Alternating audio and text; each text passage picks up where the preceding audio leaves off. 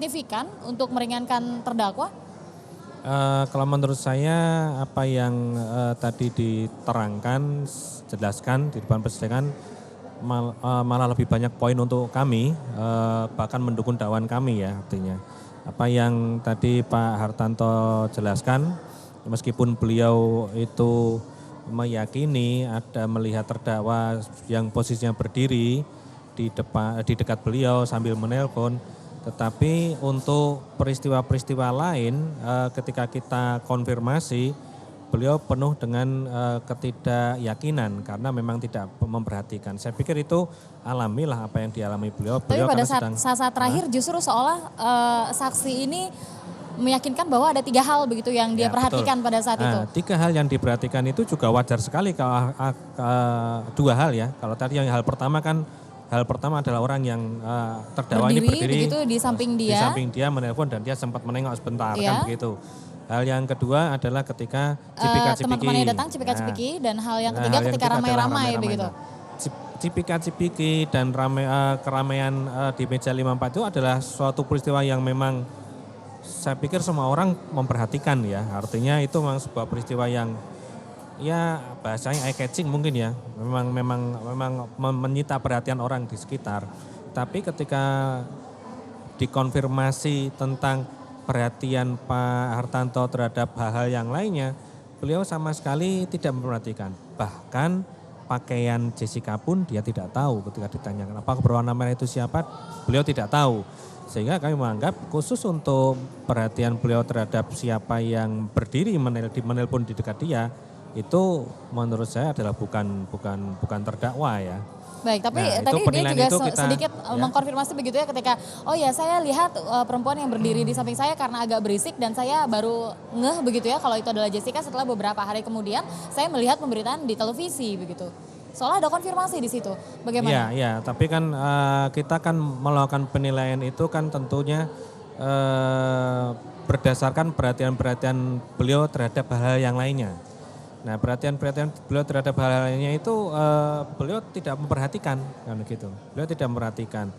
Hanya ada orang yang berdiri. Padahal tadi pun di tayangan CCTV juga tidak tampak sebenarnya terdakwa berjalan atau berdiri di dekat terdakwa untuk melakukan aktivitas apa yang disampaikan. Nah ini menarik begitu ya ketika sudah masuk permasalahan CCTV. Tadi kuasa hukum juga sempat mempertanyakan jika memang saksi menyadari dan seolah mengkonfirmasi begitu ketika ada seseorang yang berdiri di sampingnya padahal dia sedang meeting dalam kondisi duduk, namun itu tidak ada di CCTV sehingga mengundang pertanyaan di manakah CCTV itu, apakah mungkin CCTV itu dipotong atau lain sebagainya, tanggapan Anda? Saya pikir tidak sama sekali ya gitu dipotong ya, kalaupun penasihat kamu membuat pernyataan seperti itu ya silahkan, itu hak, tetapi bagi kami apa yang kami tampilkan, apa yang kita hadirkan adalah tidak ada sebuah rekayasa sama sekali ya. Dan itu pun sudah dikonfirmasi bahwa kita mendapatkan itu kan sudah diverifikasi oleh lab digital forensik Mabes Polri, dinyatakan bahwa di dalam CCTV itu tidak ada sama sekali penyisipan ataupun pengurangan. Dan itu adalah bahasa yang kita pakai adalah CCTV itu adalah identik dalam arti identik dengan peristiwa yang terjadi sebenarnya, di mana peristiwa terjadi sebenarnya sudah diterangkan oleh saksi-saksi fakta. Baik, tadi juga ada saksi fakta yang kedua begitu seperti Mas Saiful juga mengatakan bahwa pada saat kejadian ini kembali dipertegas terkait dengan apakah korban kejang-kejang atau tidak begitu, dan ternyata memang tidak ada kejang-kejang. Apa sih sebenarnya kalau dari versi Anda sebagai JPU ini hubungan antara kejang-kejang dengan peristiwa? Kejang-kejang ini kalau kita memperhatikannya harusnya bukan dari keterangan Pak Samsul ya, tetapi adalah keterangan dari Hani yang saat itu memang dekat dan pasti memperhatikan dan pasti fokus kepada korban ya. Kemudian juga saksi-saksi dari Olivier yang juga melihat lebih fokus, lebih dekat.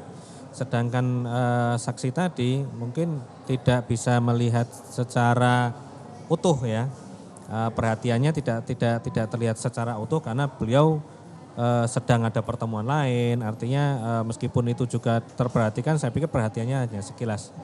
Dan itu oh silakan aja, wajar kalaupun, dan saya pikir perhatian beliau tentu tidak akan sedetil saksi-saksi yang sudah ada sebelumnya. Baik, terkait dengan perhatian begitu ya, yang mungkin tidak terlalu detail, Ya. tapi apakah itu merupakan hal yang wajar mengingat kejadian ini kan sudah lama sekali. Ya. Dan tadi juga dikonfirmasi begitu ya dengan keterangan yang tidak sesuai dengan BAP sebelumnya, ini JPU menegaskan kembali nih.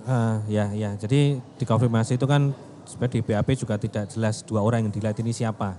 Tapi yang kita pakai, yang kita anggap kita tuangkan nanti dalam surat tuntutan tentunya adalah keterangan yang ada beliau di sidang bahwa dia tidak merhatikan siapa itu, bagaimana gerak-gerik Jessica dan bagaimana gerak-gerik Mirna. Seperti itu.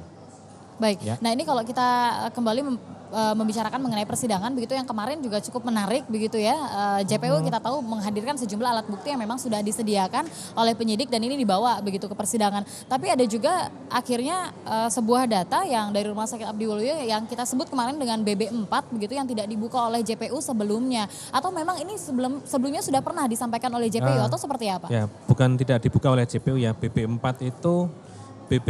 itu diambil oleh Rumah Sakit Abdiwaluyo. Kemudian BB itu diserahkan oleh penyidik dan penyidik kemudian diserahkan ke toksikolog lab toksikologi Mabes Polri ya. Nah, diserahkan itu sampelnya cuma sedikit karena diambil dari pipet. Pipet di sini bukan pipet yang dimaksud adalah sedotan seperti yang diminum, tapi pipet kaca itu ya. Itu cuma 0,1 mililiter. 0,1 mililiter baru diambil, kalaupun saya mengutip pernyataan penasihat hukum 70 menit sejak kematian. Kemudian itu akhirnya baru dilakukan pemeriksaan pada tanggal 10. Itu jedanya sudah sekian 3-4 hari. Pipet itu 0,1 kemarin juga sudah dijelaskan oleh Dr. Nursawa, itu sebuah sampel yang sangat kecil. Baik. Dokter Ong pun kemarin juga sebenarnya menurut beliau 0,1 juga tidak ya termasuk kurang, sampel yang kurang. Baik, tapi kemarin Di samping juga sampel Dokter yang Beng kurang, Ong juga mengatakan begitu ya, walaupun 0,1 mililiter namun ini tidak akan mempengaruhi begitu hasilnya, ini akan dilakukan dengan alat-alat yang sensitif sehingga itu akan mendeteksi jika ada tidaknya sianida. Bagaimana tanggapan Anda? Sebenarnya kan tapi harus alat yang canggih dan itu tergantung juga dengan penyimpanannya kan begitu. Jadi Anda meragukan begitu data yang dikeluarkan oleh Rumah Sakit Abdiwaluyo? Berarti itu bukan data yang dikeluarkan oleh Rumah Sakit Abdiwaluyo, tapi ketika dilakukan pemeriksaan yang berhasil diperiksa hanyalah derajat keasamannya saja, yang lainnya tidak nampak. Karena itu juga sangat itu dipengaruhi pada sampel yang sedikit dan proses penyimpanan, proses pemeriksaan yang baru sampai dilakukan pada tanggal 10 juga harus kita lihat bahwa sifat cyanida itu mudah menguap. Dan begitu artinya saya pikir wajar kalaupun itu tidak muncul di hasil toksikologi. Walaupun pada saat 70 menit pasca kejadian ternyata di data itu negatif begitu ya cyanidanya. Tidak bisa dihubungkan secara apple to apple antara barang bukti yang BB4 itu dengan barang bukti lambung. Tidak bisa dikonfirmasi begitu saja karena itu perlakuannya berbeda, kadarnya berbeda, kadar volume sampel juga berbeda, perlakuannya berbeda juga. Baik, kemarin juga kita melihat. Saya tambahkan juga harus perhatikan bahwa sifat cyanida itu mudah menguap. Baik, nah kemarin juga kita lihat bahwa jalannya persidangan itu sampai larut malam begitu ya, mungkin Bapak juga agak kurang sedikit istirahat begitu, dan kemarin juga agak sedikit cukup dipertanyakan ketika Anda baru menanyakan terkait dengan status visa dan lain sebagainya dari saksi ahli pada saat sidang ini sudah berlangsung hampir setengahnya begitu. Tanggapan Anda? Iya, jadi kan kemarin kita memang diberikan kesempatan bertanya setelah pihak penasihat hukum selesai bertanya dan memang kami. Atau mungkin Anda baru tahu status visa dari saksi ahli pada saat itu? Pertanyaan itu sebenarnya muncul begitu saja. Artinya ketika kita memperingatkan lah bagaimana sanksi ketika seseorang ahli ataupun saksi itu berbohong di persidangan, dan pertanyaan-pertanyaan seperti itu sebenarnya lazim dipertanyakan baik oleh penasihat hukum ataupun oleh kami ketika memeriksa saksi ada charge. Penasihat hukum pun juga melakukan pertanyaan demikian kepada saksi Acat. Nah, kita kan kemudian masuk kepada kami harus memprofile. Kami harus mengetahui status status atau melakukan penilaian lah dalam memprofil menilai ahli tersebut. Kita ada tiga poin yang harus kita nilai, yaitu tentang orangnya, tentang kapabilitasnya, dan tentang keterangannya. Apakah nanti itu bisa kita akomodir atau mungkin kita bisa abaikan, itu bagian sebuah Kenapa tidak di awal Ya. sebelum dari Ya, saksi memberikan keterangan, tidak karena seperti kita- misalkan gini Pak Ardhito, kalau kita ingat pada saat JPU menyajikan begitu ya saksi ahli, ini pasti akan langsung ditanggapi oleh kuasa hukum. Ketika keberatan atau tidak keberatan, kuasa hukum akan memberikan keterangan di awal. Kenapa JPU menunggu gilirannya terlebih dulu? Jadi kan begini, kalaupun penasihat hukum keuntungannya, dan itu saya pikir keuntungan yang tidak bisa dibandingkan dengan kami. Penasihat hukum itu kan sudah melihat, mempelajari berkas perkara, siapa itu saksi, bagaimana dia sudah mempelajari. Nah, kerugian kami, hal yang merugikan kami di sini adalah yang dihadirkan oleh penasihat hukum ini bukan yang ada dalam berkas, apalagi dia adalah orang luar negeri. Artinya kami harus bertanya sebenarnya, dan tidak bisa kemudian pertanyaan itu baru diberikan hak kami oleh majelis hakim ya setelah penasihat hukum selesai bertanya. Saya pikir itu saja kemarin ya, ini saja sih mengalir. Dan kemarin juga agak sedikit menarik begitu ketika JPU mempertanyakan fee dari saksi ahli, sementara selama ini kita tidak pernah mendengar kuasa hukum untuk menanyakan hal tersebut begitu. Sebenarnya bukan masalah materi ya. Kita tidak ingin tahu masalah materi berapa, artinya serupiah pun kita juga tidak ingin tahu. Artinya lebih kepada ya kita tahu bagaimana dia adalah orang luar negeri. Dia adalah orang luar negeri, dan setahu kami untuk orang luar negeri masuk itu ada aturan tertentu. Ada visa kunjungan dan ada visa tinggal terbatas. Nah, kalaupun di visa kunjungan kan kemarin kriterianya apa aja saya lupa, tapi artinya untuk wisata dan sebagainya, tapi tidak untuk bekerja. Nah, untuk bekerja itu adalah visa izin tinggal terbatas, kan seperti itu ya. Itu meluncur begitu saja kemarin. Ya. Baik. Nah, untuk bekerja kan berarti ya otomatis harus ada upah, kan seperti itu. Itu bukan kami ingin mengetahui fee-nya atau enggak, tapi lebih kepada ya kalaupun dia melakukan pekerjaannya berarti dia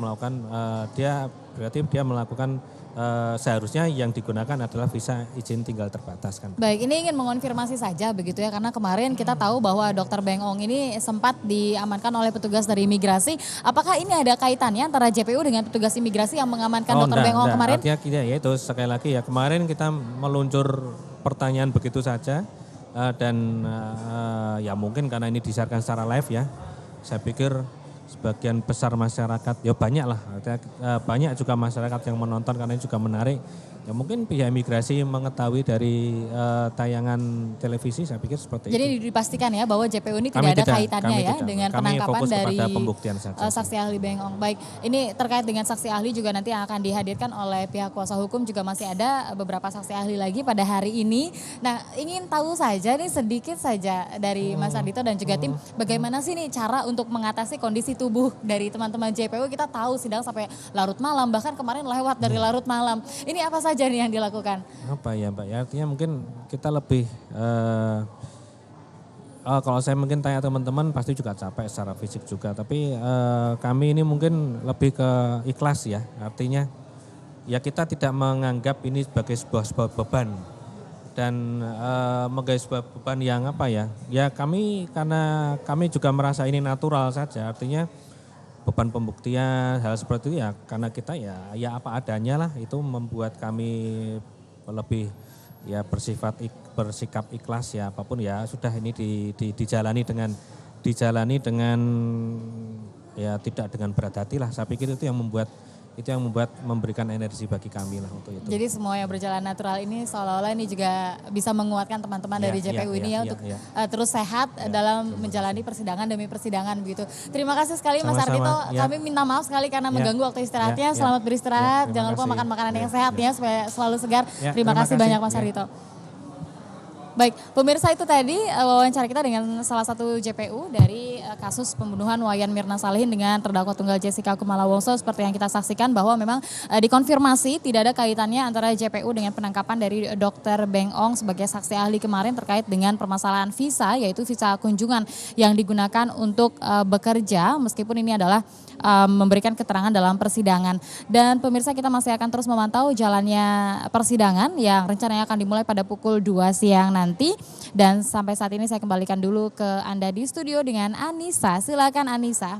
Baik, terima kasih Yul Fitrinesha langsung dari Pengadilan Negeri Jakarta Pusat. Dan pemirsa, breaking news siapa pembunuh Mirna akan hadir sesaat lagi, tetap bersama kami.